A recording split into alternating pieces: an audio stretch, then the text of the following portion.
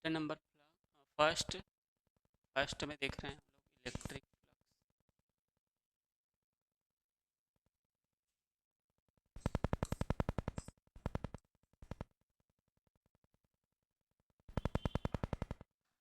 तो electric flux क्या होता है किसी भी एक पृष्ठ से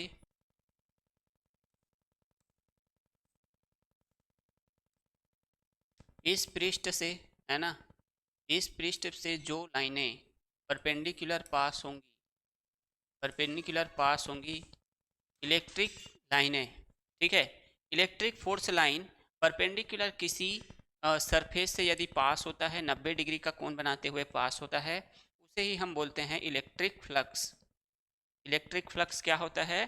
ठीक, किसी सरफेस से परपेंडिकुलर गुजरने वाली लाइनें, ठीक है, पासेस थ्रू सरफेस परपेंडिकुलर, ठीक है, परपेंडिकुलर किसी सरफेस से गुजरने वाली इलेक्ट्रिक लाइनें क्या कहलाती है? इलेक्ट्रिक फ्लक्स कहलाता है, ठीक है। कोई भी एक सरफेस है, इस सरफेस से बहुत सारा लाइन गुजरेगा, है ना। एक ऐसे गुजर गया, मान लो एक ऐसे गुजर गया, एक कहीं और से गुजर गया, ठीक है। लेकिन कुछ लाइनें होंगी जो बिल्कुल 90 डिग्री का कोण बनाते हुए गुजरेगा, सॉरी, बिल्कुल 90 डिग्री का कोण बनाते हुए पास होगा ऐसे, ठीक है। तो जो लाइनें 90 डिग्री सरफेस के साथ 90 डिग्री का कोण बनाते हुए गुजरेगा, उन्हीं लाइनों को हम बोलते हैं इलेक्ट्रिक फ्लक्स, ठीक है। इलेक्ट्रिक फ्लक्स बाकी बहुत सारा लाइन गुजरेगा तो क्या हो जाएगा?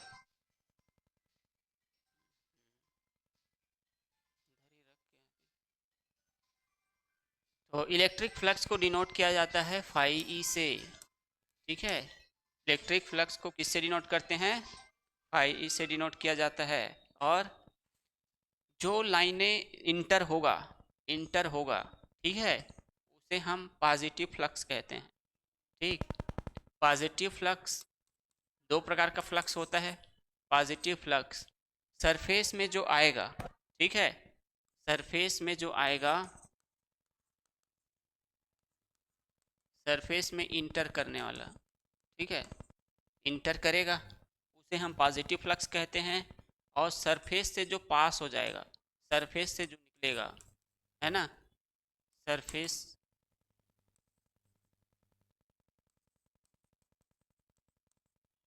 एमिट,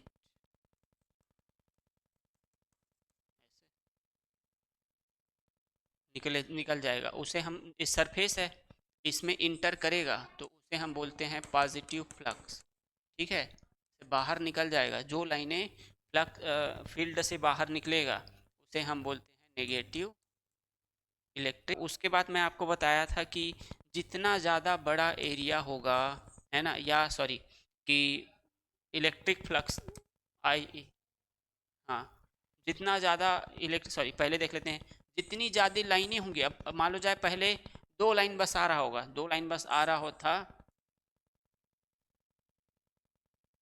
दो लाइन बस आ रहा होगा, तो इलेक्ट्रिक फ्लक्स कुछ रहेगा। अब मान लो तीन लाइनें आ गया इस एरिया में तो थोड़ा सा बढ़ गया, 8-10 लाइनें आ गया तो और ज़्यादा बढ़ गया। तो 8-10 मतलब बता रहा है कि जितनी ज़्यादा इलेक्ट्रिक फ्लक्स होगा, सॉरी, जितना ज़्यादा इलेक्ट्रिक फील्ड होगा, इलेक्ट्रिक फील्ड कहाँ से आएगा? इलेक्ट्रिक लाइनें कहाँ से आएगा? इलेक्ट्रिक फील्ड से ही आएगा। तो कुल मिला के इलेक्ट्रिक लाइन और इलेक्ट्रिक फील्ड एक ही है। तो इलेक्ट्रिक फील्ड किसी से जितना ज़्यादा होगा, ठीक है, की मात्रा जितनी ज़्यादा होंगी उतनी ही क्या हो जाएगा? इलेक्ट्रिक फ्लक्स फ्लक्स बढ़ता जाएगा ना। पहले दो लाइन आ रहा था, 5 लाइन आ गया, फिर 8 लाइन, 10 लाइन, 12 लाइन, ऐसे, यानी कि वहाँ से क्या हो जा रहा है?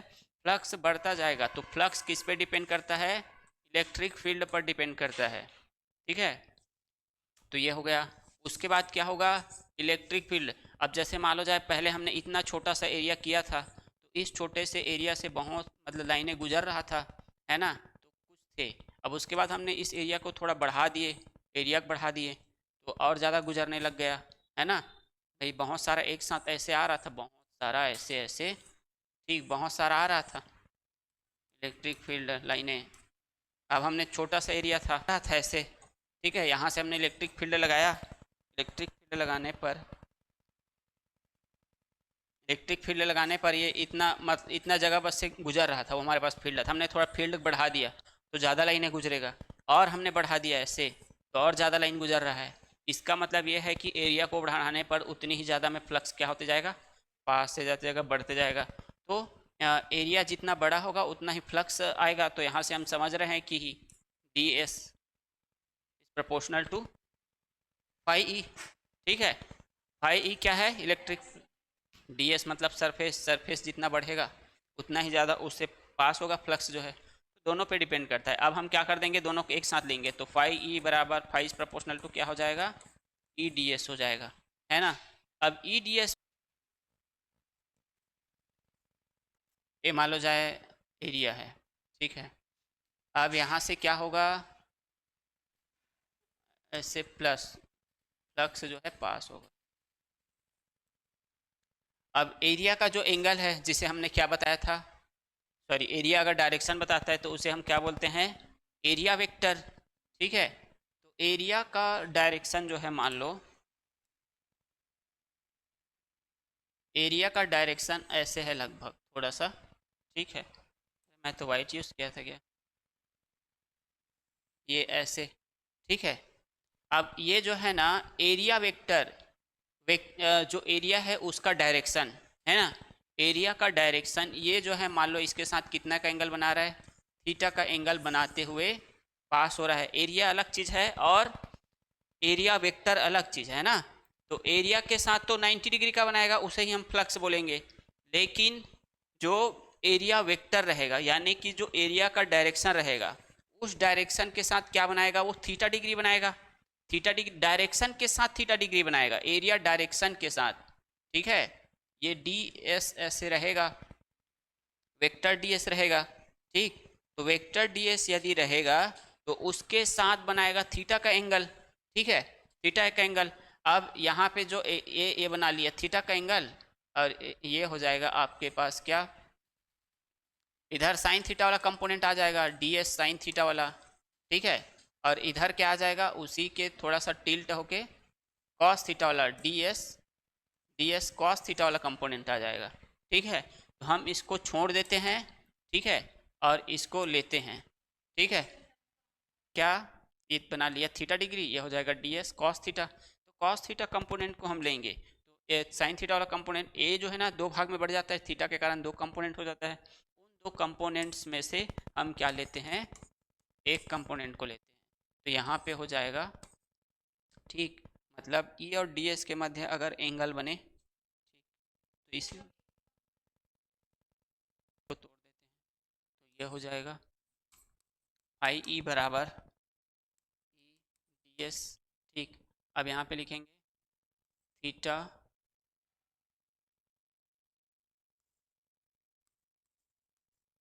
Angle between E and S, E and D S, मतलब ई और डी एस के मध्य थीटा एंगल बनेगा, कौन बनेगा, तो यहाँ पे हम इसको इस तरीके से लिखेंगे, पाई ई बराबर E into D S cos theta. ठीक है, यही हमारे पास मेन इलेक्ट्रिक फ्लक्स का फार्मूला है, आएगा न्यूटन मीटर स्क्वायर पर कूलम। ठीक है,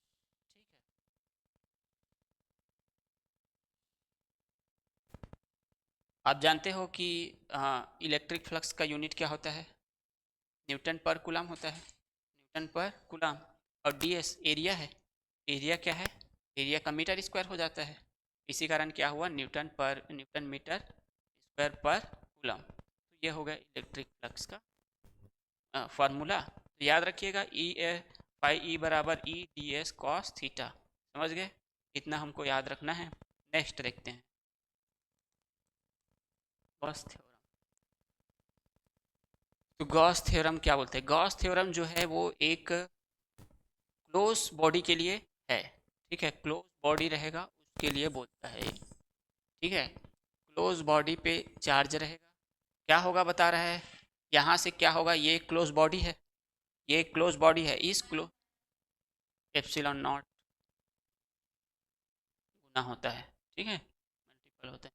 तो यहाँ पे देखो, जितना भी यहाँ से इलेक्ट्रिक फ्लक्स यदि पास होता है, ठीक है, इस क्लोज बॉडी से जो इलेक्ट्रिक फ्लक्स पास होगा, ठीक, वो फ्लक्स जो है, वो फ्लक्स इलेक्ट्रिक फ्लक्स, ये जो इलेक्ट्रिक फ्लक्स है, ठीक है, इलेक्ट्रिक फ्लक्स है, वो इस बॉडी पे जो चार्ज रहेगा उसके 1/एप्सिलॉन नॉट गुना के बराबर होगा। एप्सिलॉन नॉट यानी कि इलेक्ट्रिक फ्लक्स जो है वो किसके बराबर होगा? 1/एप्सिलॉन, चार्ज के 1/एप्सिलॉन नॉट गुना के बराबर होगा। ठीक है, ये इस तरीके से यही बोलता है आपका गॉस थ्योरम। आपको इतना याद रखना है, किसी भी एक क्लोज बॉडी है, ये देख एक क्या है, क्लोज बॉडी है, ठीक है, इस क्लोज बॉडी से, सिर्फ क्लोज बॉडी के लिए ही बताया है गॉस थ्योरम, किसी क्लोज बॉडी से जितना इलेक्ट्रिक फ्लक्स पास होगा, ठीक है, इलेक्ट्रिक फ्लक्स पास होगा, वो इलेक्ट्रिक फ्लक्स इस बॉडी के अंदर, इस बॉडी के अंदर उपस्थित है ना, इस बॉडी के अंदर में जो चार्ज प्रेजेंट रहेगा उस चार्ज के 1/एप्सिलॉन नॉट गुना के बराबर होगा। क्या इस डायग्राम से डेफिनेशन बना लोगे? डायग्राम तो याद रहेगा ना? ये क्या है, एक क्लोज बॉडी है, क्लोज बॉडी, ठीक है, क्लोज बॉडी है, तो इस क्लोज बॉडी से पास होने वाला electric flux, electric flux, electric flux यानी कि फाई ई जो रहता है वो इस बॉडी के अंदर उपस्थित चार्ज के 1/एप्सिलॉन नॉट गुना के बराबर होता है। आसान है कि नहीं है? हो जाएगा ना? बना लोगी ना? इसको याद करते करते जाना, साइकिल में जा रही, घर जा रही होगी तो, ठीक है। अच्छा, कारी से एक ठनी से गोला रही से, गोला के अंदर में चार्जरी से हो जाता है ना, ठीक है ना? क्या, डायग्राम याद करते करते जाना, लंबे समय तक याद रहेगा, ठीक है। अगर आप, तो ये है, तो हो गया, तो हमने जाने, अब इसको हम सिंबॉलिक फॉर्म में लिखेंगे, तो ये क्या बोला है, इलेक्ट्रिक फ्लक्स है, इलेक्ट्रिक फ्लक्स है, आई ई बोलते हैं इलेक्ट्रिक फ्लक्स। अब देखो आई ई बराबर क्या होता है, अभी अभी बताया, आई ई बराबर, आई इज प्रपोर्शनल, है ना, या फिर ऐसे ऐसे भी बताया था क्या, ऐसे भी बताया था ना, है ना, ठीक है। ये ना डॉट प्रोडक्ट में रखना एक्चुअल में। अच्छा, एक ठन मैं भूल गया जी बताना आपको, ये क्या है, तब फाई ई था, phi is proportional to E, and up phi E is, phi E is proportional to D S. और दोनों को एक साथ लिखेंगे, दोनों को एक साथ ऐसे लिखना मत, मैं इसी बता रहा हूँ, ये डी एस ऐसे हो गया, ठीक है। अब यहाँ पे ना ये क्या रहेगा, ऐसे यहाँ पे लिख देता हूँ, आई ई हो जाएगा, बराबर में ये हो गया डॉट प्रोडक्ट। डॉट प्रोडक्ट जब हटता है तो क्या हो जाता है, वेक्टर वाले में पढ़े आपने, हाँ डॉट, हाँ तो डॉट क्रॉस प्रोडक्ट में क्या होता है, स्केलर का है, स्केलर में आता है साइन, है ना, वेक्टर में आता है क्या, डॉट डॉट प्रोडक्ट, है ना। अरे scalar quantity, sorry scalar, scalar product vector product में अंतर, डिफरेंस क्या है, वेक्टर में हम लोग लिखते हैं डॉट प्रोडक्ट, ठीक है। तो इस डॉट को हटाएंगे, यदि डॉट को हटा रहे हैं तो यहाँ पे लिखा जाएगा डी एस कॉस थीटा, समझ गए, इलेक्ट्रिक फ्लक्स वेक्टर क्वांटिटी है, ठीक है, जिसका पर्टिकुलर डायरेक्शन है कि नहीं है, तो ये हो गया डॉट प्रोडक्ट, ठीक है ना। तो ऐसे भी समझ सकते हो, दो तरीके से समझ सकती हो, एक दिन मैं बताया आपको कि दो एंगल में बटेगा तो उसे समझ सकते हो, यहाँ पे कॉस थीटा ऐसे भी समझ सकते हो कि डॉट प्रोडक्ट है। तो यहाँ पे क्या करेंगे, हम लिख रहे हैं इस वाले को, ठीक है, तो ये हो जाएगा ऐसे डी एस, ठीक। और ये किस में हो रहा है, देखो ये किस में हो रहा है, क्लोज बॉडी में हो रहा है, इसका एक यहाँ पे क्या लगा दिए, गोला लगा दिए, ठीक है, इंटीग्रेशन है और एक क्लोज बॉडी है, ठीक। हाँ हाँ, नहीं नहीं, ये तो पिछले वाला है ना, ये यहाँ से चालू हो रहा है गॉस थ्योरम, ठीक है, ये ऐसे। अब ये किसके बराबर होगा बोला हूँ, उपस्थित चार्ज के 1/एप्सिलॉन नॉट गुना के बराबर, तो ये हो जाएगा Q इंटू 1/एप्सिलॉन नॉट, ये है आपका गॉस थ्योरम, ठीक है, इस तरीके से। अब हम इस गॉस थ्योरम को डिराइव करेंगे, ये फार्मूला हमको कैसे मिलेगा। डॉट रहेगा, यहाँ पे वेक्टर रहेगा।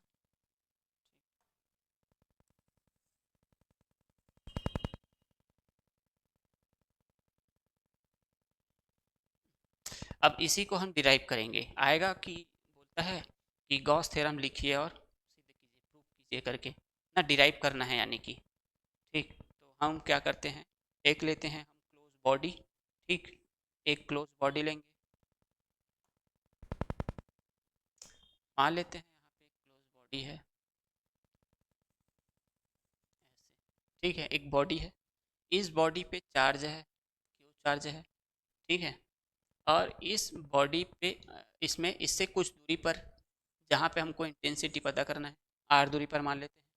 ठीक है, आर दूरी पर एक पॉइंट है जहाँ पे हमको इंटेंसिटी पता करनी है। ठीक है, इलेक्ट्रिक फ्लक्स भी कैलकुलेट करना है। अब क्या होगा, यहाँ से देखो, अब हम क्या करते हैं, यहाँ पे ये वाला यहाँ से हम एक क्लोज बॉडी का कल्पना करते हैं, इमेजिन करते हैं। एक क्लोज बॉडी के इसके चारों तरफ हमने क्या कर लिया, क्लोज बॉडी की कल्पना कर ली है। ये वाला, ये वहाँ पे देखो ना, ये वाला ये पॉइंट है, वो है क्लोज बॉडी है, उसके अंदर में चार्ज रखा हुआ है। ठीक है, अब चार्ज रखा हुआ है तो यहीं से फ्लक्स पास होगा। ठीक है, लेकिन यहाँ पे एक पॉइंट है, इस जगह पे हमको देखना है, तो इसके चारों तरफ हम एक और बॉडी बना लिया। ठीक है, ये बॉडी क्या करेगा, देखो हम पहले छोटे से एरिया कैलकुलेट करेंगे। देख क्या होगा ना, ये सिंगल रहेगा ना, तो वो क्लोज बॉडी नहीं हुआ, तो हमेशा गॉस थ्योरम क्लोज बॉडी पे अप्लाई होगा। ठीक है, क्लोज बॉडी पे अप्लाई होगा, तो इस क्लोज बॉडी से जो भी इलेक्ट्रिक फील्ड पास होगा उसको कैलकुलेट करेंगे। उसके बाद ऐसे छोटा छोटा छोटा छोटा पूरा रहेगा बहुत सारा, तो इस पूरे बॉडी से फ्लक्स के लिए कैलकुलेशन होगा। ठीक है, तो ऐसे आएगा फिर फार्मूला, पूरे क्लोज बॉडी के लिए कितना फ्लक्स रहेगा, तो इतना फ्लक्स रहेगा, ये आएगा, इतना हो गया। ठीक है, अब हम क्या करते हैं, ये सब लिखना रहेगा आपको, जो डायग्राम का एक्सप्लेन है इसको करना होगा। तो यहाँ से हम क्या करते हैं, एक ऐसा बना देते हैं, हो गया क्या। ठीक है, ये अब फिर क्या बन गया, आपको बताया था सॉलिड एंगल बन गया, सॉलिड एंगल बना, यहाँ पे हो जाएगा डी ओमेगा, डी ओमेगा। ठीक है, एक क्लोज बॉडी एस है। ठीक है, हाँ, जिसमें जिसमें पॉइंट ओ पर एक चार्जर रखा हुआ है, उससे आर दूरी पर पॉइंट पी है जिस पर हमको इंटेंसिटी पता करनी है। ठीक है, सॉरी, पॉइंट ओ से आर दूरी पर पॉइंट पी है जिस पर हमको इंटेंसिटी पता करना है। ठीक है, अब हमने क्या किया, अब देखो इस पॉइंट के चारों तरफ हमने क्लोज बॉडी की कल्पना की है। ठीक है, let imagine the close body around the point P. ठीक है, ऐसा हो जाएगा। ठीक को हम क्या बोलते हैं, ये जो पॉइंट पी है इसके अराउंड में जो एरिया बनाए हैं क्लोज बॉडी, इसे डी एस बोलते हैं। ठीक है, एक छोटा सा सरफेस, ये पूरा सरफेस है। अब ये एक क्या सर, एक पूरा एक हमने छोटा सा एरिया बता दिए जो कि क्या है, क्लोज है। ठीक है, अब क्या होता है, यहाँ से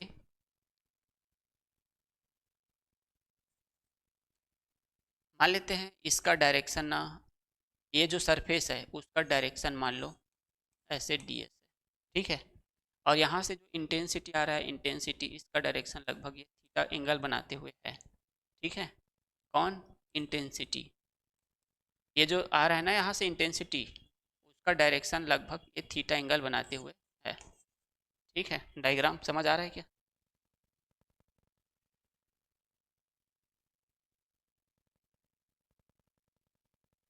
ये हो गया। ठीक है, अब हम क्या करेंगे कि इस प्लस चार्ज के कारण ई पर इंटेंसिटी, इतना समझ में आ गया। मान लेते हैं हमारे पास एक सरफेस एस है जिसमें पॉइंट ओ पर प्लस क्यू चार्ज है। ठीक है, चार्ज है जिससे आर डिस्टेंस पर क्या है, एक पॉइंट पी है जिस पर इंटेंसिटी हमको पता करना है, और पॉइंट पी को घेरे हुए एक क्या है, डी एस क्षेत्र है। पॉइंट पी को घेरे हुए एक क्या है, डी एस क्षेत्र है, और डी एस का direction vector D S side है, और जिससे इसमें इंटेंसिटी ई जो है, ई के मध्य क्या कोण बना है, थीटा। ई और डी एस के मध्य क्या कोण बना है, थीटा। समझ गए। ठीक है, ये ना इसका डायरेक्शन है, ये इसका डायरेक्शन है, और ये डी एस क्षेत्र है, यहाँ पे 2 बार डी एस दिया है, ऐसे करके मत समझना। ठीक है, तो अब हम क्या करेंगे यहाँ पे प्लस क्यू आवेश यानी कि चार्ज के कारण इंटेंसिटी, के कारण इंटेंसिटी तीव्रता लिख लोगे क्या? Intensity due two plus charge है। ठीक, तो क्या होता है हमको पहले से पता है, ई बराबर 1/4 pi epsilon naught into Q upon R square. ये आ गया ना, पहले पढ़े थे वो वाला यूज, ये स्टार्टिंग फार्मूला ही है। ठीक है, अब हम जानते हैं लगाएगा। ठीक है, तो एक पॉइंट चार्ज है, पॉइंट चार्ज के कारण इंटेंसिटी। ठीक है, ये अलग चीज़ है, ये इलेक्ट्रिक फील्ड के लिए फार्मूला, इलेक्ट्रिक फील्ड या फिर इलेक्ट्रिक फील्ड इंटेंसिटी के लिए है। ठीक है, ऐसे तो पॉइंट चार्ज के कारण कितना इंटेंसिटी, ये सबसे शुरू में पढ़े थे, जस्ट इसी के बाद है ना। इलेक्ट्रिक फ्लक्स पासेस थ्रू, अब देखो इधर देखो, हमने डेफिनेशन देखे, इलेक्ट्रिक फ्लक्स का डेफिनेशन से क्या देखे हमने, फाई ई बराबर देखे थे ई, ऐसे देखे थे, है ना। ये यहाँ पे ऐसे एस रहेगा, मान लो एस रहेगा। ठीक है, अभी देखो एस, अब ये क्या होगा, इस जगह से, ये हमने छोटा सा जगह जो लिया है, एरिया लिया है, अब इस एरिया से क्या होगा, फ्लक्स पास होगा, फ्लक्स पास होगा। तो इस भाई छोटा सा एरिया है तो कम मात्रा में फ्लक्स पास होगा, तो उसी को हम क्या लेंगे, डी फाई ई ले लेंगे। अब छोटा सा एरिया है यानी कि यहाँ पे क्या ले लेंगे, डी एस, समझ गए। ठीक है, तो electric flux, flux passes through ds area, ds surface. ठीक है, तो ds सरफेस से या ds क्षेत्र से गुजरने वाला विद्युत फ्लक्स। ठीक है, तो भाई छोटा सा एरिया है तो छोटे से फ्लक्स गुजरेगा, तो यहाँ पे क्या होगा, डी फाई ई बराबर में क्या हो जाएगा, E D S cos theta. Theta क्या बताता है, ई और डी एस के मध्य एंगल को बताता है, ये वाला एंगल को बता रहा है। ठीक है, इतना समझ आ गया। अब क्या करेंगे, ये तो था क्या, छोटे से फ्लक्स के कारण। अब यहाँ पे काम करना, यहाँ पे क्या कर देते हैं, ई का मान रख देते हैं, देखो इधर ई का वैल्यू रख देंगे तो ये हो जाएगा फाई ई बराबर में 1/4 pi epsilon naught into Q upon R square into क्या हो जाएगा, कॉस थीटा। समझ आए, सॉरी। ठीक है, यहाँ तक हो गया।